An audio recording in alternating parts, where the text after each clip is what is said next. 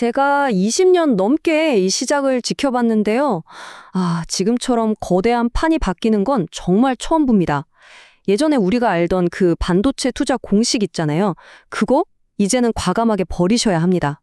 오늘 이 시간을 통해서 이 새로운 게임의 규칙이 뭔지, 그리고 진짜 돈을 버는 승자는 누가 될 건지 제 경험을 전부 녹여서 하나하나 짚어드리겠습니다. 자, 본격적인 이야기에 들어가기 전에 이건 저희의 약속이니까요. 항상 먼저 말씀드리겠습니다. 오늘 드리는 내용은 시장을 이해하는 저의 관점을 공유하는 거지 어떤 종목을 사라, 팔아라 하는 추천이 절대 아닙니다. 모든 투자의 최종 판단, 그리고 그에 따르는 책임은 투자자 여러분 각자에게 있다는 점 다시 한번 분명히 하고 시작하겠습니다. 이 숫자 한번 보이시죠? 플러스 64%. 이게 뭐냐면 2026년 반도체 시장의 전년 대비 예상 성장률입니다. 이게 그냥 경기가 좀 좋아지는 수준이 아니고요. 역사상 유례를 찾기 힘든 말 그대로 폭발적인 성장입니다. 우리 모두는 지금 전례 없는 슈퍼 사이클의 바로 그 한가운데에 서 있는 겁니다.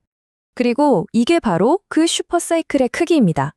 2026년에 예상되는 시장 규모가 무려 1조 3,200억 달러. 우리 돈으로 계산하면 약 1,800조 원이에요. 정말 감도 안 오는 엄청난 돈이 지금 이 산업으로 밀물처럼 쏟아져 들어오고 있다는 뜻이죠.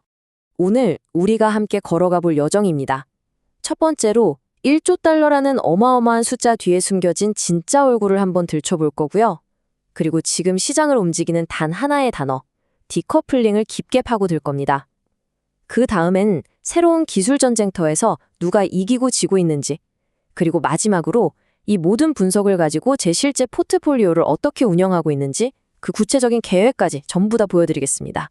자, 첫 번째 파트입니다. 겉으로 드러난 숫자만 보면요. 와, 이건 뭐 모든 반도체 회사가 다 잔치를 벌이겠구나 싶죠? 하지만 그 속을 들여다보면 현실은 훨씬 더 복잡하고 또 냉정합니다. 이 표가 바로 그 냉정한 현실을 보여줍니다. 여기 보시면 2026년 메모리 시장이 무려 3배 가까이 성장하는 게 보이시죠? 정말 경이로운 숫자인데 이 성장은 거의 전부가 AI 데이터 센터를 짓기 위한 설비 투자, 바로 그 캐펙스에서 나오고 있습니다. 우리가 매일 쓰는 스마트폰이나 PC 같은 기존 시장은 오히려 마이너스 성장을 걱정해야 할 판이에요.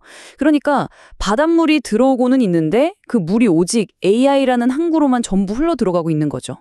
자, 이제 오늘 분석의 심장, 가장 핵심적인 개념을 설명드릴 시간입니다. 바로 아주 극소수의 비싼 칩, 그리고 어마어마하게 많은 대다수의 옛날 제품 사이에 벌어지고 있는 극적인 분리 현상, 디커플링입니다.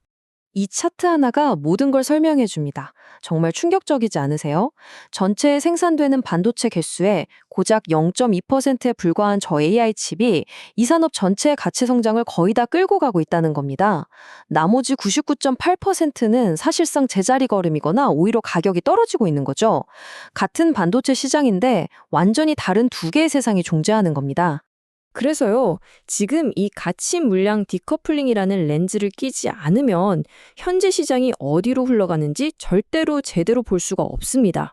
이게 바로 지금 반도체 시장을 분석하는 가장 중요한 단 하나의 기준점이라고 생각하시면 됩니다. 이 디커플링 현상이 얼마나 무서운지 우리나라 대표 기업 두 곳을 보면 바로 알 수 있습니다. SK 하이닉스는 HBM이라는 AI 칩에 거의 모든 걸 쏟아붓는 순수 플레이어 전략으로 37%라는 엄청난 성장을 보여줬죠.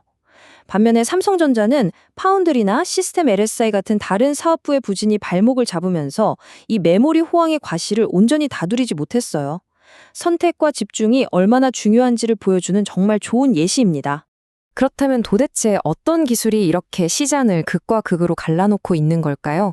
이제 전쟁터가 어디로 옮겨갔는지, 그리고 왜 무어의 법칙 같은 과거의 성공 공식이 더는 먹히지 않는지 한번 살펴보겠습니다. 첫 번째 격전지는 바로 HBM4입니다. 이건 그냥 더 빨라진 메모리 이런 게 아니에요. 핵심은 저 맞춤형이라는 단어입니다. 과거에는 기성복을 대량으로 만들어 팔았다면 이제는 엔비디아라는 단 한 명의 고객을 위한 맞춤 정장을 제작하는 것과 같아요.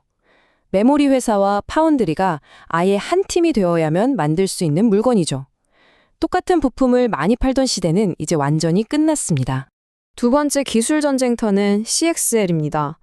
AI 모델이 점점 더 똑똑해지고 커지면서 GPU에 직접 붙일 수 있는 메모리 양이 한계에 부딪혔어요. 이걸 메모리 장벽, 메모리 월이라고 부르는데 CXL은 이 장벽을 그냥 허물어버리는 정말 혁명적인 기술입니다. 데이터 센터에 있는 모든 메모리를 마치 하나의 거대한 수영장처럼 공유해서 쓸 수 있게 만들어주거든요. CXL이 어떻게 작동하는지 그림으로 보면 아주 간단합니다. AI 모델이 너무 커서 GPU 메모리가 나 더는 못 먹겠어 하고 소리치면 CXL 컨트롤러가 딱 나타나서 외부의 D램들을 쫙 끌어다가 연결해 주는 겁니다. 덕분에 AI는 메모리 용량 걱정 없이 마음껏 계산을 계속할 수 있게 되는 거죠. 이 기술 때문에 메모리를 쓰는 방식 자체가 근본적으로 바뀌고 있습니다. 마지막 전쟁터는 바로 칩을 담는 그릇, 패키징 분야입니다.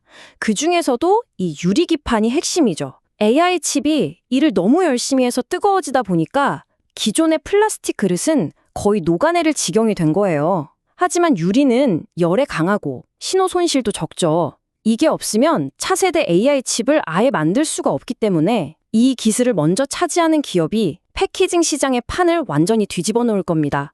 자, 지금까지 우리가 살펴본 이런 기술적인 변화들이 실제 기업의 가치, 그러니까 주가에는 어떻게 반영되고 있는지 구체적으로 한번 들여다보겠습니다. 결국 돈이 어디로 흐르는지를 보면 미래가 보이니까요.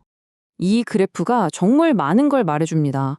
SK하이닉스의 목표 주가가 거의 수직으로 상승했죠. 이건 단순한 거품이 아닙니다. 예전처럼 분기마다 가격 흥정하던 부품 장사에서 이제는 엔비디아와 직접 1년 단위로 장기 계약을 맺는 주문 제작 파트너로 회사의 체질이 완전히 바뀐 겁니다. 시장은 바로 이 비즈니스 모델의 근본적인 변화에 열광하고 있는 거죠. 투자의 흐름도 계속 진화하고 있어요. 2025년만 해도 모두가 AI 칩을 만드는 엔비디아만 쳐다봤잖아요. 하지만 2026년 들어서는 그 똑똑한 칩들을 서로 연결해주는 고속 네트워킹 장비를 만드는 브로드컴이나 마벨 같은 기업들이 새로운 주인공으로 떠오르고 있습니다. 이제 연산 인프라를 까는 다음 단계는 바로 연결이라는 걸 시장이 우리에게 알려주고 있는 겁니다. 자, 그럼 이 모든 분석을 가지고 저는 실제로 어떻게 움직이고 있을까요? 이제부터는 이론이 아니라 진짜 실전입니다. 제가 사용하는 저만의 대응 계획과 시나리오를 여러분께만 살짝 공개하겠습니다. 이게 제 포트폴리오를 조정한 실제 사례입니다. 보시는 것처럼 스마트폰 같은 기존 소비자양 기술주 비중은 줄이고 그 돈으로 데이터 센터, 네트워킹 관련 기업들의 비중을 늘렸습니다. 앞에서 길게 설명했던 가치의 물량 디커플링, 그리고 연결로의 테마 확장이라는 큰 흐름의 재배를 직접 띄우기 위한 구체적인 행동인 거죠. 저는 절대로 미래를 예측하려고 애쓰지 않습니다. 대신 이렇게 세 가지 시나리오를 짜놓고 대응할 뿐이에요.